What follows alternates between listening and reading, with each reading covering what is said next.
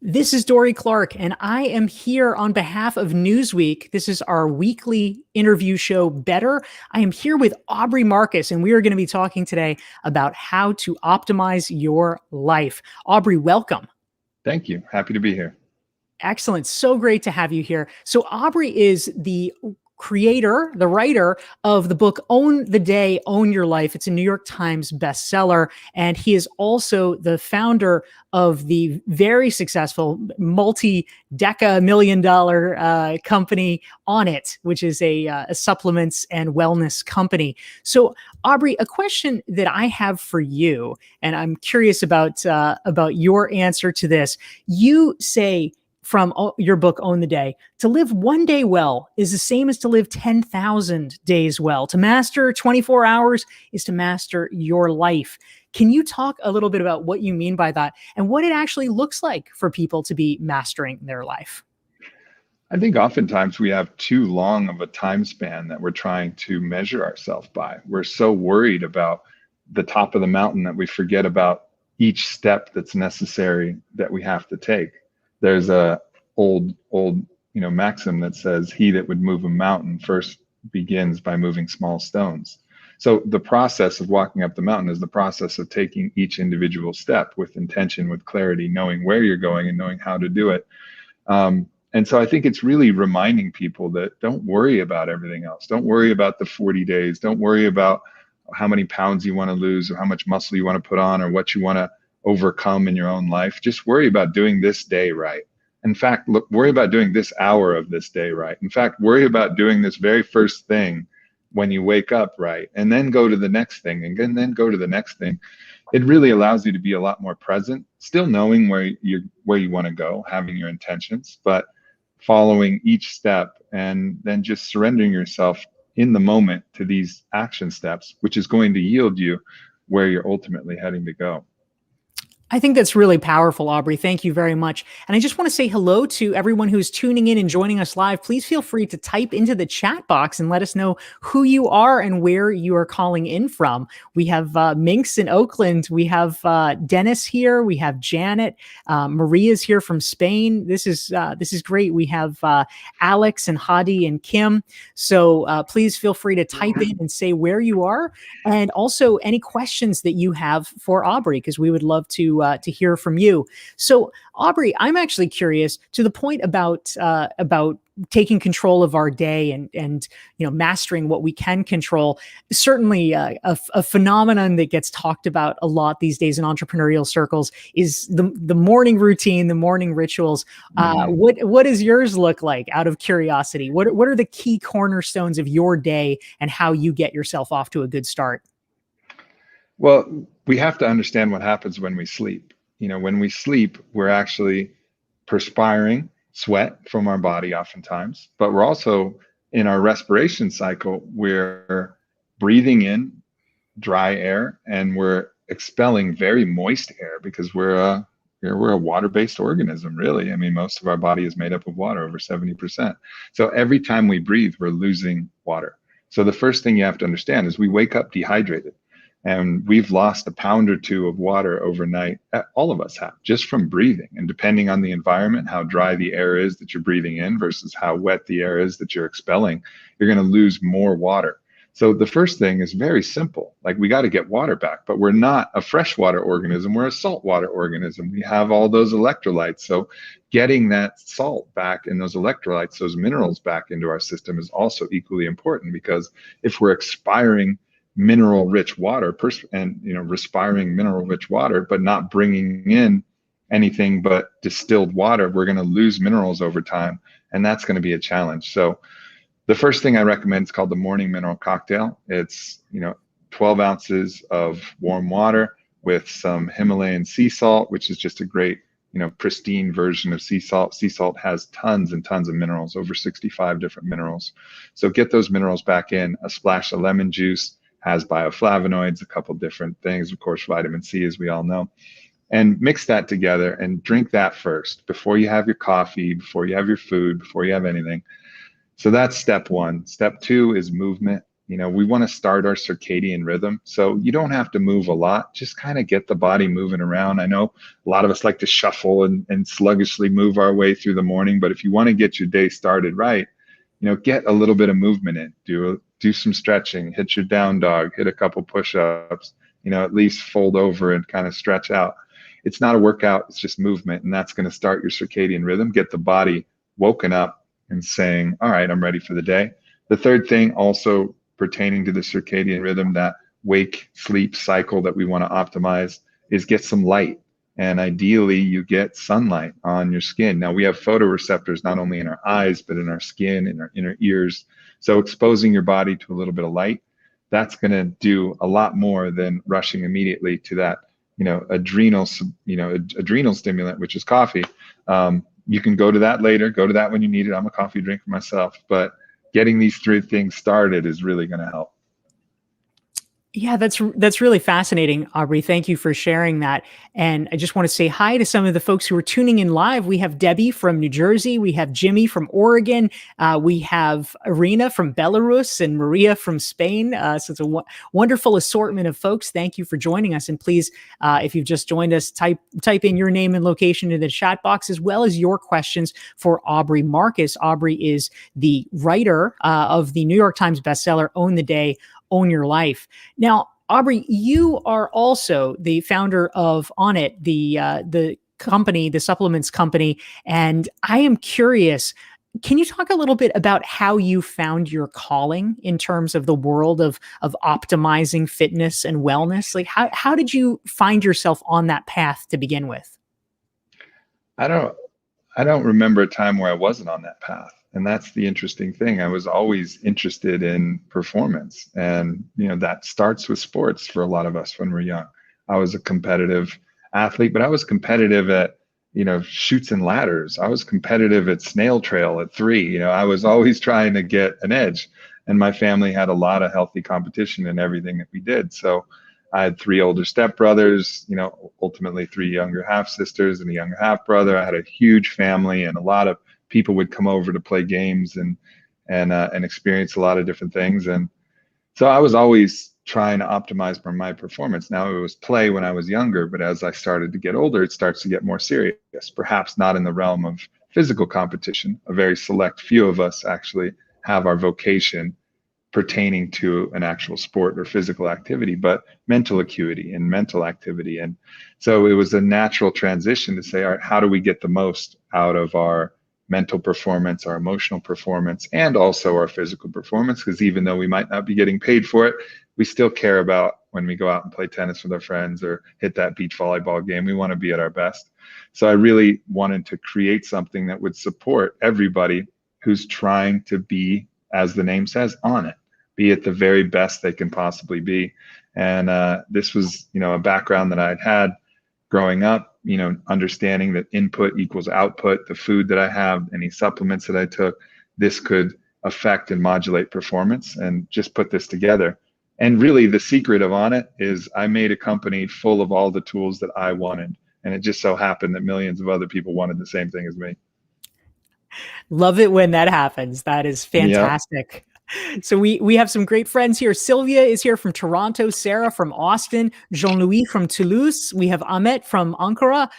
We have Kristen, Maria, lots of great folks tuning in. Thank you for that. And a question, Aubrey, came in from Janet. She is curious. She says, I tend to run out of energy in the late afternoon. I'm sure, Janet, you are not alone. She wants to know, Aubrey, if you have any tips on how do you keep from being a slacker later in the workday. What would you suggest? Well, I talk about it in my book, and there's a lot of great neuroscience emerging even since my book about the importance of napping. And it doesn't even have to be a full nap where you fall asleep and you don't even remember what's happening. Dr. Andrew Huberman talks a lot about non-sleep rest. So it's this place to kind of reset the nervous system and allow yourself to get to that kind of state of calm again. So even people who have 9 to 5 jobs, I guess that's all been disrupted in our recent era.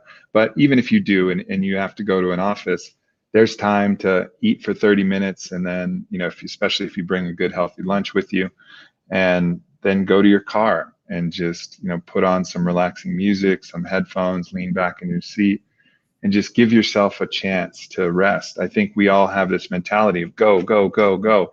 And that's fine, but it's also important to remember that we're a cyclical being. And oftentimes our circadian rhythm is going to hit a natural dip. And if we just swim with the current, allow ourselves to rest, we'll reemerge out of that just for 30 minutes. 30 minutes is fine. We'll reemerge out of that with a lot more energy. And that's something specifically that I do almost every day. I mean, it's an essential part of my day, is to find that period where I can get that non-sleep rest. And sometimes I actually go all the way into sleep with it. That's sensational. I love that. Really useful. And I see here that Gina has actually posted some of the insights that she's already been learning from Aubrey in this interview. So love that, Gina. Thanks for doing it. For any of you tuning in, feel free to type into the chat box so that other people can benefit from this conversation. Type in what you're learning and what your takeaways are from the conversation. And if you want to make Gina sure nailed it. Yeah, she did. That Gina, she is a sharp one. She is on sure. point. She is on it. Yes, she is. If you want to make sure you never miss one of our weekly Newsweek conversations, go to dorieclark.com. You can sign up for my newsletter there and get a self-assessment, and you will be reminded of all of our great weekly guests, including today, Aubrey Marcus. Of course, if you want to learn more about Aubrey and his business, go to onit.com.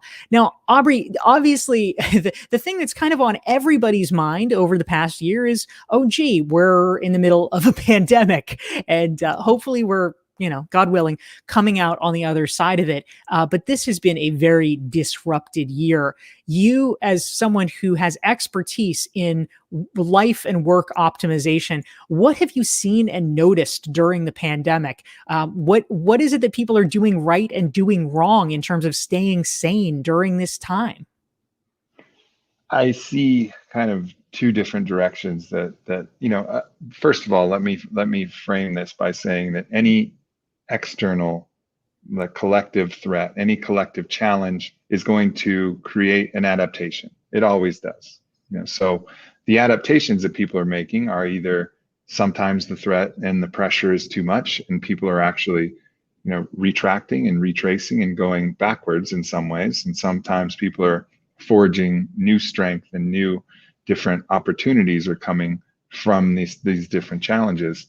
And it doesn't mean that there's just one's better than the other. It's just what we're ready for at a certain time. How much weight are we ready to hold?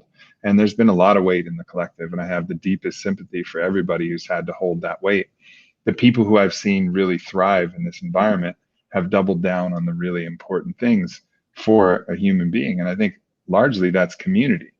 So if you've allowed this opportunity to make your family stronger, to make your intimate community stronger, those people I see as really, truly thriving, and people coming together, even if it's virtually coming together, people coming together and feeling a stronger sense of connection. And the other side is a deeper sense of isolation. And, isolation is deadly for a human being. If you look at the research, loneliness is the #1 predictor of early mortality. This is more than, Dr. Vivek Murthy, the former Surgeon General in the Obama era, he was saying that loneliness is worse than smoking 15 cigarettes a day or being obese. Like this is such an epidemic that we're facing. And if you allow this pandemic to actually drive you deeper into this epidemic, you're going to be having challenges. So community is that I've seen anybody do. Yeah, such an important point, Aubrey. Thank you for really hammering that home. So we had a great question come in from our friend Bindu in the Netherlands. It is, in fact, evening, getting ready to be evening in Amsterdam. So this is an appropriate question. But she wants to know, Aubrey, what is a good evening routine to be able to wake up rested? What are your thoughts about that? So part of the way that the human being works, you want to get light in the morning to actually make you feel awake, and you want to restrict light in the evening and at night so that you can actually get to sleep better. And this is modulated by something called melatonin, and melatonin is the hormone that actually makes us feel sleepy.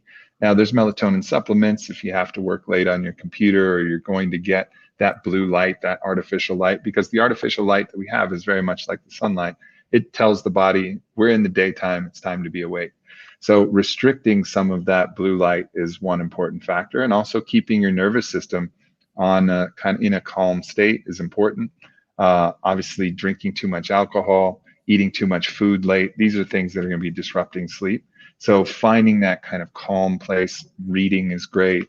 Spending time with those you love, cuddling up. I know a lot of us like to watch a movie.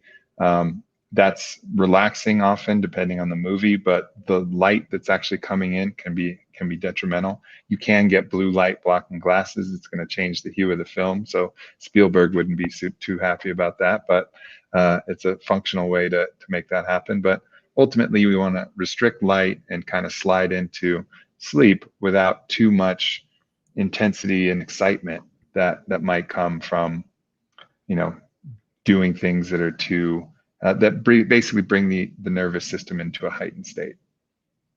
Really good tips. Thank you very much for that. And just wanted to greet some of the folks who are tuning in. Adis is here from Miami, Naima from Paris.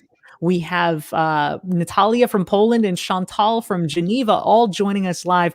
Thank you so much, everyone. Feel free, if you've just joined, type into the chat box where you are coming in from and any questions you have for Aubrey Marcus. Now, Aubrey, in your book, which is, of course, Own the Day, Own Your Life, one of the things that you talk about, which I think might be of interest to many people, unfortunately, during the pandemic, who may be a little bit frustrated in their jobs or thinking about their career options. One of the things that you talk about in your book is the key to making any miserable job work for you. Can you tell us a little bit more about this and how that might work? So it's interesting, you look at some of the great philosophies out there, and Viktor Frankl laid something out in Man's Search for Meaning, and he talks about the last of the human freedoms being the ability to choose our attitude towards a given situation.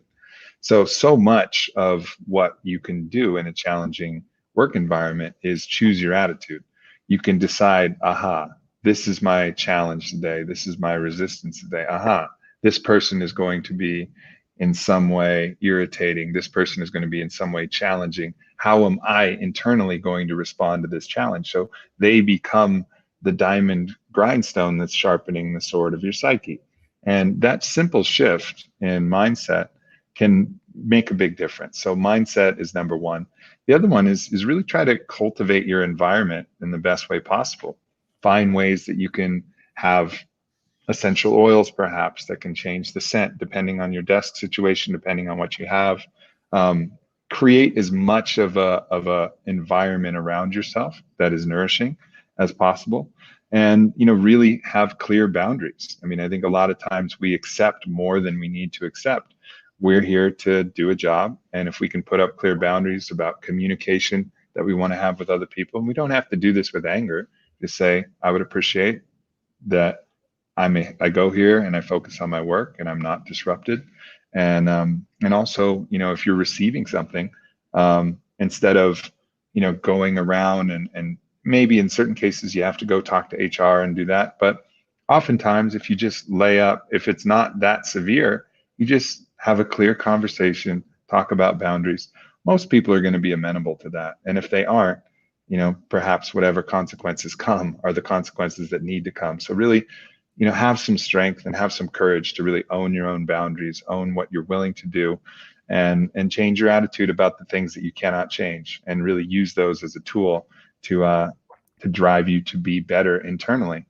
Ultimately, we can find ways out of these different situations. And this is what a lot of, people that I work with, we're all kind of trying to figure out what paths we can take to get to a place where we are in love with what we do, because it's far too many hours that we spend working to not enjoy the work that we do. So, but for certain time periods, I was certainly there myself. I had a couple of years where I just had to suck it up. I just had to suck it up, and we're all going to be in those different spots. But ultimately, knowing that you're working towards something else is also going to be a great tool for the mindset. Yeah, so true, Aubrey. Thank you. If you are just tuning in, I'm here. I am Dorie Clark on behalf of Newsweek, and I am here with Aubrey Marcus. He is the author of Own the Day, Own Your Life. If you want to learn more about Aubrey and his business Onnit, go to onnit.com. If you want to make sure that you never miss one of our weekly Thursday Better interview show programs, go to dorieclark.com/LinkedIn. You can sign up for my LinkedIn newsletter and make sure that you are notified every week about our fantastic guests. So, Aubrey, we had a great question come in from our friend Joel. Joel is coming to us from Canada, and he wants to know, sometimes I'm having trouble concentrating and getting work done with so much going on. We can probably all relate to that. He wants to know, do you have any advice or words of wisdom about how we can just focus better in the midst of all this mishigas? I think we have to understand, to get into the prime focus work state, we have to actually find the sweet spot of our nervous system.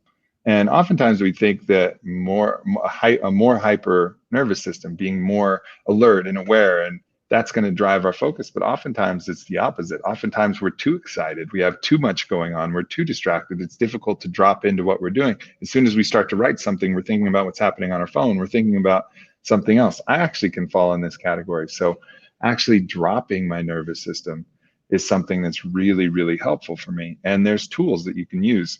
One of these tools is a particular type of breath. And this breath is 2 short inhales and then a deep kind of sighing, relaxing exhale.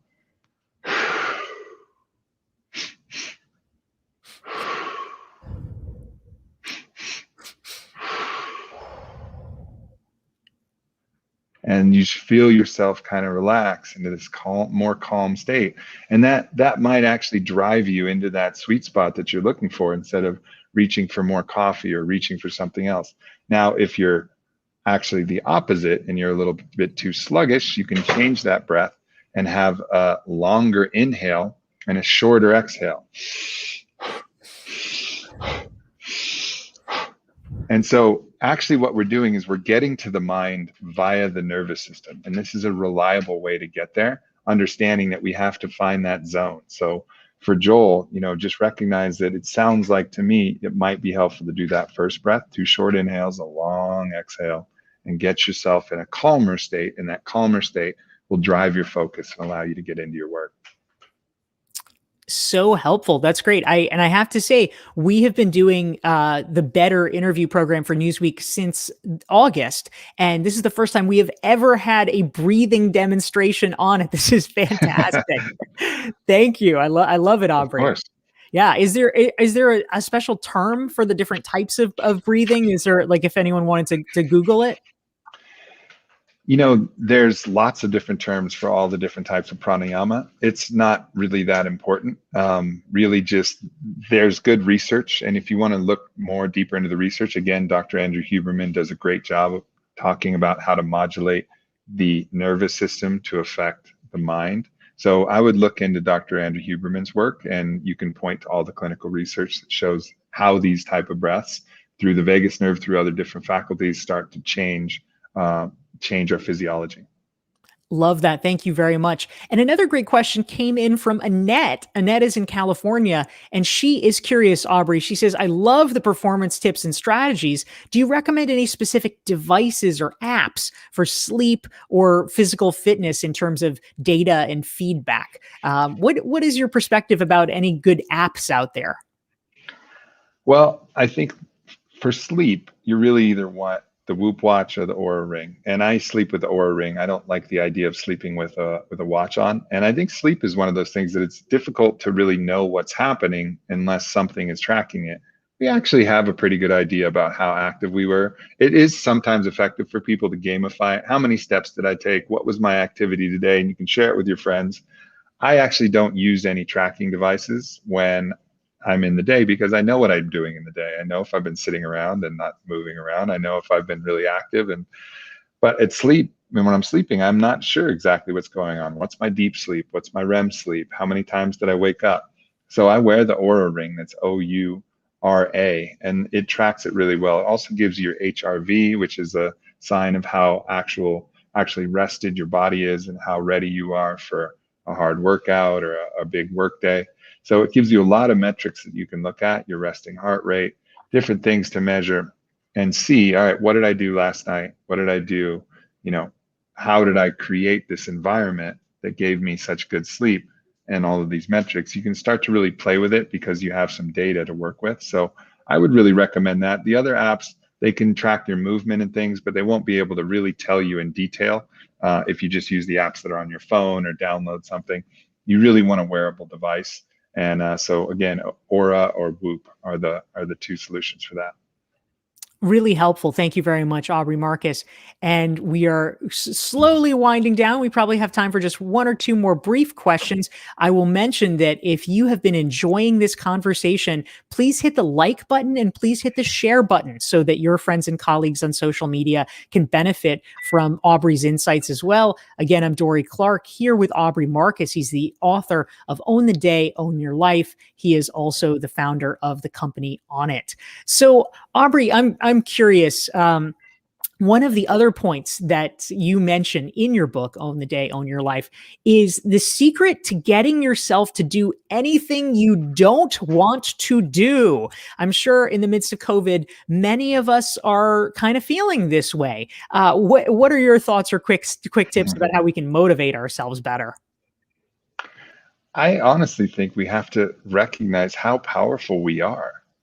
If we really want to do something, we can. We can. And there's so many people who are trying to tell us that, oh, you can't do this. Oh, you can't do this. It's too hard to do this. No, you can. And I'm telling all of you that you can, and it's possible.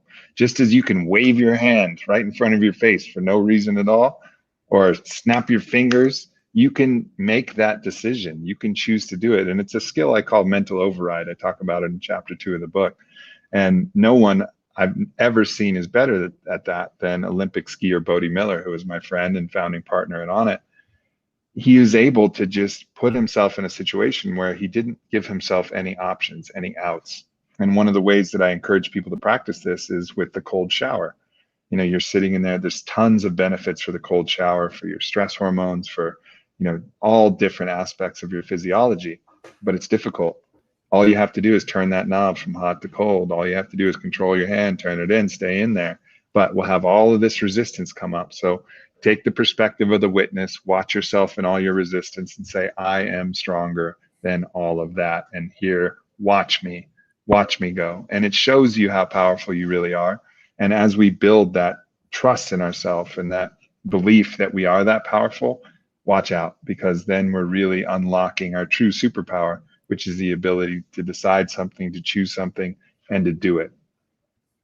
So powerful, Aubrey Marcus. That's great. Last question for you in our remaining minutes here. Obviously, we have just come through a very hard year. And I am curious, many people here on the call as well, maybe if obviously we want to get your book, Own the Day, Own Your Life. But if you were to give us just one strategy, one kind of low hanging fruit about a quick change or a thing that most people can implement relatively easily that would improve their quality of life, what would you recommend? Build your community. You know, find those intentional ways that you can get deeper than sharing a meal, deeper than sharing a drink. Find those ways that you can facilitate those deeper conversations. There's more intimate experiences, and start to forge your squad, your tribe, your group. And there's a lot of different tools to do that. Whether you do breath work together, whether you go to an ecstatic dance together, step out of your comfort zone, do something challenging, go into the cold plunges together. You know, find a way to actually build community. And oftentimes one of the best ways to do that is through mutual hardship. A really hard workout can do it, but find a way to actually get closer to the people around you. That's going to be the universal lever that's going to improve everything. Fantastic and powerful advice. Aubrey Marcus, author of Own the Day, Own Your Life. Thank you for joining us. Thank you all for tuning in, and we'll see you next week.